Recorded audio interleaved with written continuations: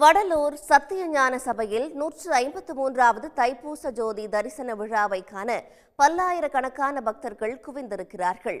முதல் ஜோதி தரிசனத்தை ஏராளமானோர் கண்டு வழிபட்டனர். கூடுதல் விவரங்களை செய்தியாளர் செந்தில்துரையிடம் கேட்டு பெறலாம். செந்தில்துரை, தைப்பூச நாளான இன்று பக்தர்களின் வருகை எந்த அளவுக்கு இருக்கு? அதற்காக என்ன விதமான சிறப்பு ஏற்பாடுகள் செய்யப்பட்டிருக்கின்றன? விரிவான விவரங்கள்.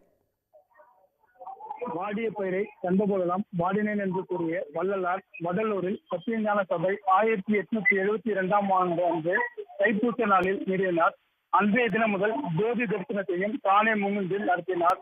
அப்போது முதல் வடலூர் சத்தியஞான சபையில் தைப்பூச நாள் அன்று ஜோதி தரிசன திருவிழா சிறப்பாக நடைபெற்று வருகிறது.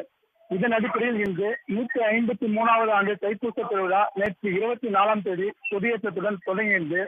தொடர்ந்து விழாவின் முக்கிய நிகழ்வான ஜோதி தரிசன திருவிழா நடைபெற்றது. இன்று காலை 6 மணிக்கு முதல் கால ஜோதி தரிசனம் நடைபெற்றது.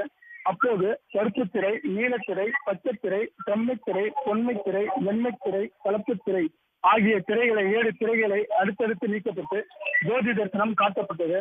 அப்போது அந்த குவிந்திருந்த சன்மார்க்க அன்பர்கள் திருவானோர் அருட்பெருஞ்சோதி அருட்பெருஞ்சோதி தனிப்பெருங்கருணை அருட்பெருஞ்சோதி என்ற மகா மந்திரத்தை முழங்கி ஜோதி தரிசனம் கண்டுகளித்தனர். தொடர்ந்து காலை 10 மணிக்கும், பிற்பகல் 1 மணிக்கும், இரவு 7 மணிக்கும், இரவு 10 மணிக்கும் ஜோதி தரிசனம் நடைபெறும். இதேபோல் நாளை அதிகாலை 5:30 மணிக்கும் ஜோதி தரிசனம் நடைபெறுகிறது.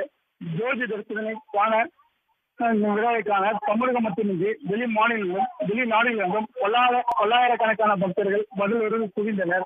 இங்கு இந்த ஜோதி தரிசனத்திற்கு பாதுகாப்பு பணியில் 1100க்கும் மேற்பட்ட போலீசார் பாதுகாப்பு பணியில் ஈடுபட்டு வருகின்றனர்.